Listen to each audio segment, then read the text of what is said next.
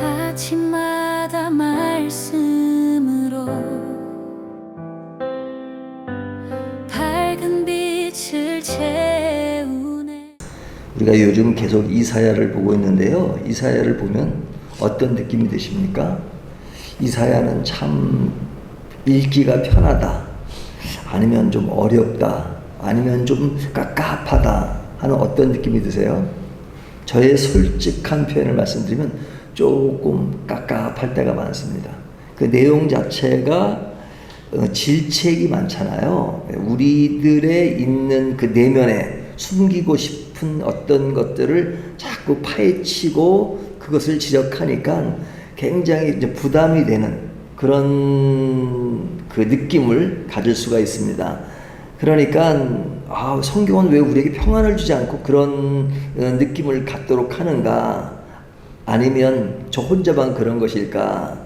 아마도 성경은 우리들이 깝깝함을 느끼도록 하는 원래 의도가 있지 않을까라는 생각이 듭니다. 우리가 하나님을 믿으면 평안함도 있지만 우리 속에 있는 어떤 내면의 문제, 죄의 문제, 이런 것에 대해서는 평안함을 느끼는 것이 아니라 도리어 그런 것에 깝깝함을 느끼면서 이런 것을 어떻게 벗어날 수 있을까 하는 어떤 본래 의도가 그런 것이 아닌가라는 생각이 듭니다.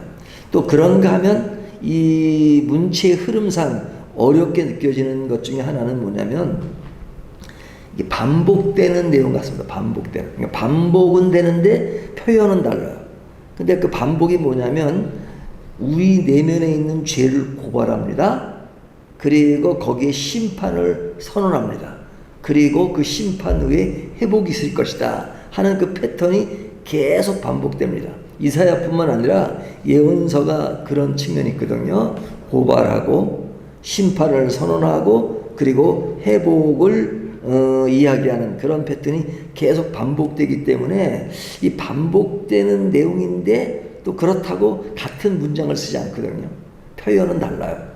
다른데 속 내용을 보면 그런 내용을 계속 반복되기 때문에 늘 좀 어렵다 하는 그런 생각을 갖습니다. 그래서 이 성경을 볼 때 이 패턴이 있으면서도 이 표현을 다르게 한 그 의도 속에는 뭐가 있을까라는 것이 이제 또 설교를 준비하는 사람의 고민이기도 합니다.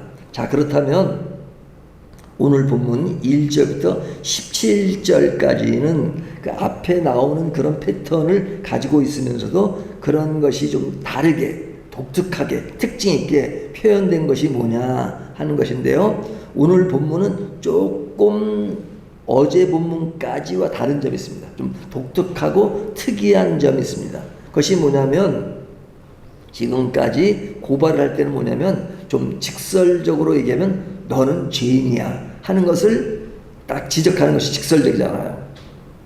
너는 죄인이야.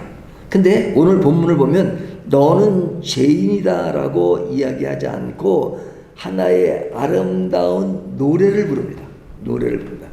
아름다운 노래인데 어떤 노래냐? 사랑의 노래를 불러요. 사랑의 노래. 그러니까 사랑의 노래를 하면 사람이 이제 무장해제가 되잖아요.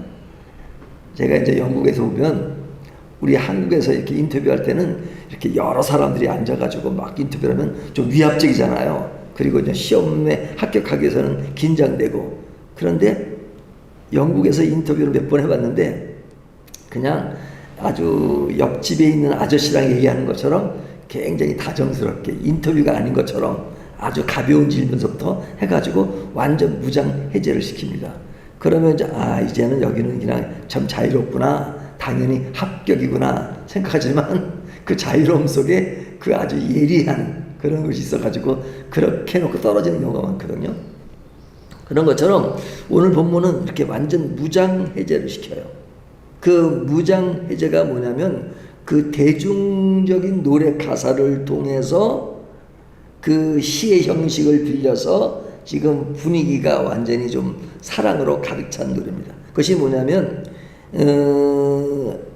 지적하는 것이 아니라 마치 앞에 서 있는 사람이 노래를 부르는데 누구 노래를 부르느냐? 자기가 경험한 것처럼 노래를 불러요.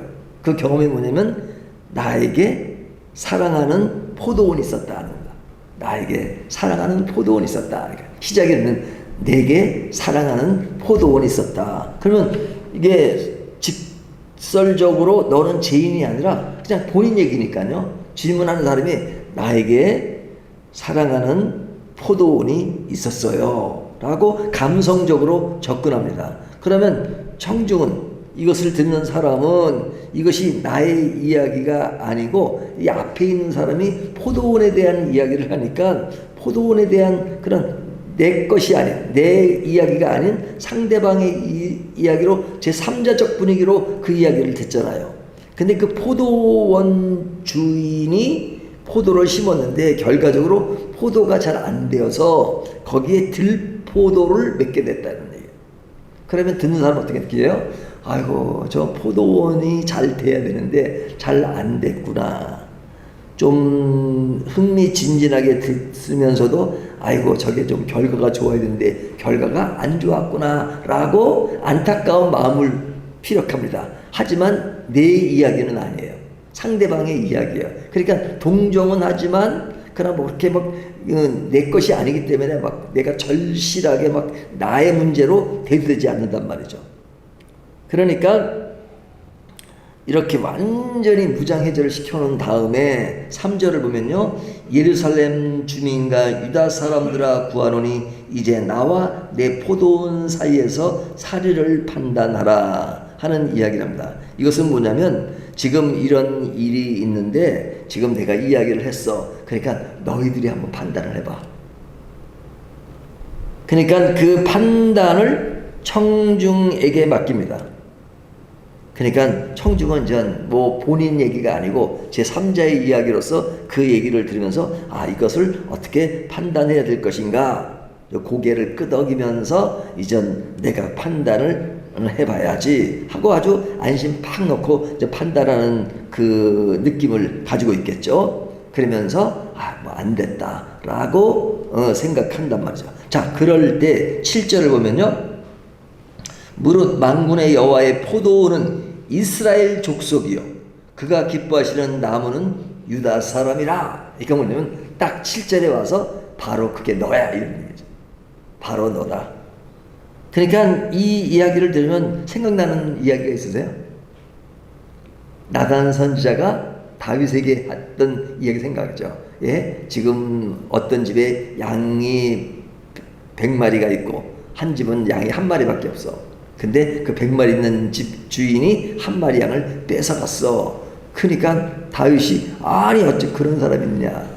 나단이 바로 그 사람이 당신입니다. 그 밧세바 범하는 사건에 대해서 나단 선지자가 질책하잖아요. 지금 똑같은 상황입니다. 지금 사람들에게 그 포도원 이야기를 함으로써 제3자적인 얘기를 하고 너희가 판단해봐. 그러니까 안심 놓고 판단하고 있을 때 바로 그것이 누구냐? 여기 보면 7절에 여호와의 포도원은 이스라엘의 족속이요 그리고 그가 기뻐하시는 나무는 유다 사람이라 하고 딱 지적을 하는 겁니다. 그래서 이 본문이 이런 특징을 가지고 있어요. 그러면서 하나님과 그런 유다 백성들의 어떤 그 대조되는 그런 것을 아주 크게 확대시킵니다. 그러니까 하나님은 돌을 제하시고 망대를 세우시고 그리고 농부로서 할 수 있는 최대의 것을 다 했다. 그러니 더 할 것이 무엇이겠냐라고 4절에 말하죠. 내가 내 포도원을 위하여 행한 것 외에 무엇을 더할 것이 있으랴. 내가 좋은 포도 맺기를 기다렸거늘 들포도를 맺으면 어찌 되는고. 하나님은 농부로서 할 일을 다 했다.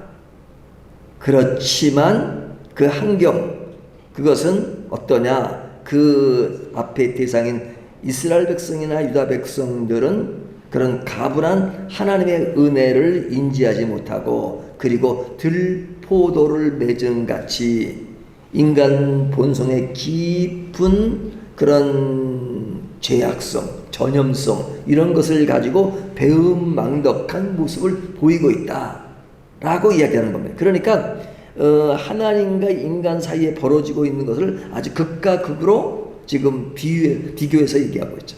하나님은 이러한 사랑을 가지고 너희를 정말 끔찍하게 대하고 있는데 너희들은 그것도 인지하지 못하고 멋대로 가는 그런 모습을 이야기합니다. 근데 그것을 표현하는 말 가운데 7절을 보면요, 굉장히 독특한 것이 있습니다.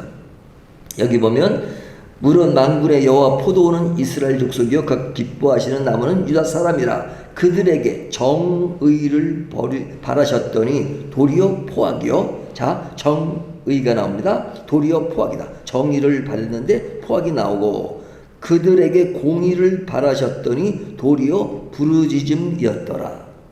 근데 이제 이 말을 우리가 좀 말을 바꿔서요 이렇게 한번 해볼까요? 그 정의를 바랐는데 포악이다. 포악이란 말은 정의와 정반대되는 이야기잖아요. 근데 만약에 이것을 우리가 포악이란 말을 이거는 가상으로 한번 생각해 보는 겁니다. 포악이란 말을 정의라는 말로 한번 우리가 이제 그렇진 않은데 그렇게 한번 상상을 한번 해보죠. 그러니까 포악이란 말은 이제 정의라는 말로 이제 쓰여요. 그러면 이렇게 말하죠. 정의와 정의는 좀 발음이 비슷하잖아요. 그러니까 이렇게 되는 겁니다. 정의를 바라셨더니 도리어 정의요. 정의요. 또 뒤에도 공의를 바라셨더니 부르짖음이었더라. 이 부르짖음은 공의라고 한번 생각해 보죠. 그러니까 공의를 바랐는데 공의였더라. 그래서 이 비슷한 낱말 가지고 이렇게 이야기하는 것을 우리가 뭐라 그래요? 워드 플레이 한다 그러잖아요. 그러니까 지금 이 이야기를 제가 왜 이렇게 이렇게 좀 뭐랄까 만들어서 한번 생각해 봤냐면 히브리어 원문에는 그것을 이용한 말입니다. 그러니까 이 정의란 말은 미시파트라는 말인데 이 그 뒤에 나오는 그 포악이란 말은 미스파흐, 거의 발음이 같아요. 그러니까 이 이사야 선지자가 이 말을 할 때 그들이 쓰는 말을 가지고 그 언어 유희를 한 겁니다. 그러니까 너희에게 미스파트를 원했는데 너희가 미스파흐를 범했다, 포악을 범했다 하는 얘기입니다. 또 이 공의라는 말도 체스카라는 말인데 여기 부르짖음은 그들의 연약한 사람들이 부르짖었다는 체아카. 그러니까 이 히브리의 원문에 거의 비슷한 발음의 두 낱말들을 지금 그 언어 유희를 한 겁니다. 그러니까 이 일들은 이 이야기를 하는 것은 뭐냐면 하나님이 원하시는 정의와 공의의 모양새를 그들이 유사한 발음으로 흉내를 내는 것 같으나 실상은 완전히 본질과 뒤틀어진 제약을 맺고 그리고 하나의 그런 언어적인 풍자는 있지만 그러나 실제 그들의 삶의 모습은 엉망이다 하는 이야기를 굉장히 오늘 본문은 뭐랄까 직접적으로 얘기하자면 굉장히 간접적으로 온건하게 다가가면서 하는 이야기지만 그 속의 내용은 굉장히 강한 것을 볼 수 있습니다. 그러면서 8절부터 시작되는 그 화에 대한 선언에는 재밌는 어떤 그 풍요의 역설이 있습니다. 그 역설이 뭐냐면 자 여기에 8절부터 이야기되는 것은 집과 땅을 끝없이 넓혀가는 부동산의 탐욕을 지적하고 있습니다. 그 백성들이 어떤 부동산의 탐욕을 위해서 그냥 집을 넓히고 땅을 넓히는 그런 그들의 모습을 지적하는데 그 결과가 심판이다 하면 어떤 것을 얘기할 수 있냐면 너희가 그렇게 땅을 넓히고 집을 넓히고 그렇게 그런 학장에만 애를 쓰였지 하나님의 심판이 불로 한 번에 다 태워버리면 그거 다 없어져 이렇게 얘기할 수 있잖아요. 근데 또 그렇게 얘기도 많이 합니다. 하지만 오늘 본문은 그렇게 이야기하는 것이 아니라 이렇게 이야기합니다. 너희가 그 포도원에서 그 넓은 땅을 차지해도 그 넓은 땅이 굉장히 넓어서 거기에서 씨앗을 뿌려요. 그래서 한 호메르 씨앗을 뿌린다. 그러면 220리터 되는 그런 씨앗을 뿌리지만 그러나 실제로 그것에서 수확할 수 있는 것은 한 에바다. 이것은 그것의 10분의 1밖에 나오지 않는다. 그러니까 이겁니다. 옥수수밭에 옥수수를 밭이 넓어가지고 옥수수를 뿌려가지고 많은 수확을 기대합니다. 굉장히 넓은 땅이에요. 많은 씨를 뿌렸어요. 근데 결과적으로 열매를 맺는 거는 아주 조금은 요만큼만 나온다. 그러니까 지금 너희들이 그런 땅에 대한 부동산에 대한 그런 욕심을 내고 있어. 하지만 너희가 실제로 거기서 얻을 수 있는 것은 요만큼이야. 요만큼이야. 그 얘기를 하는 겁니다.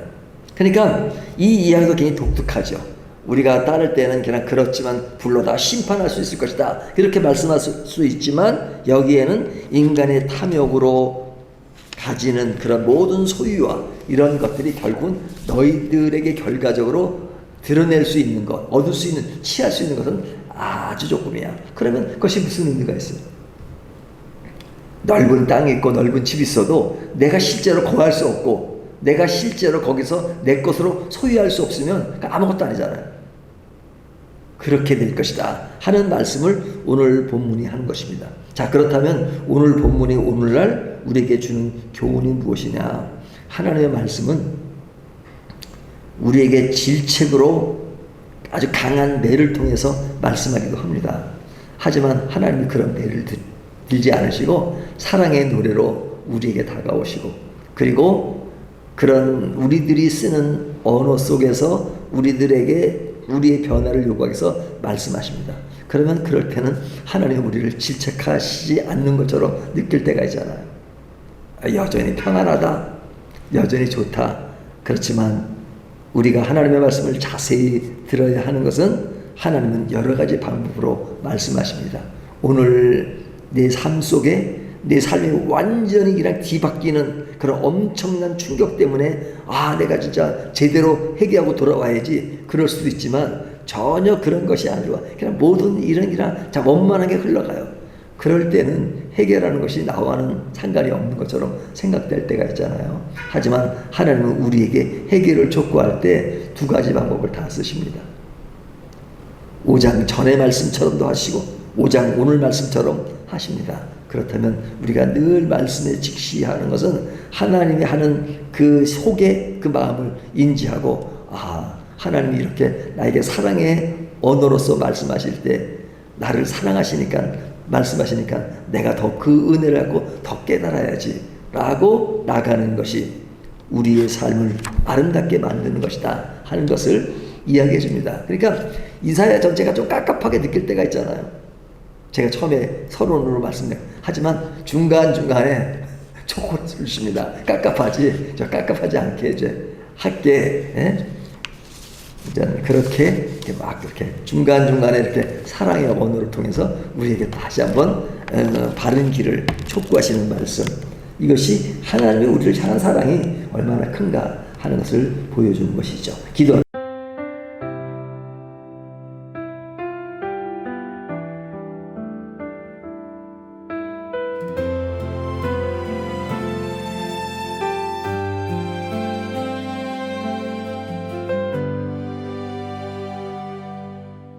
아침마다 말씀으로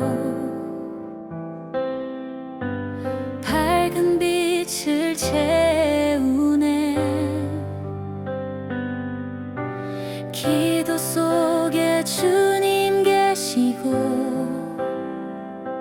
숨결마다 찬양 되네.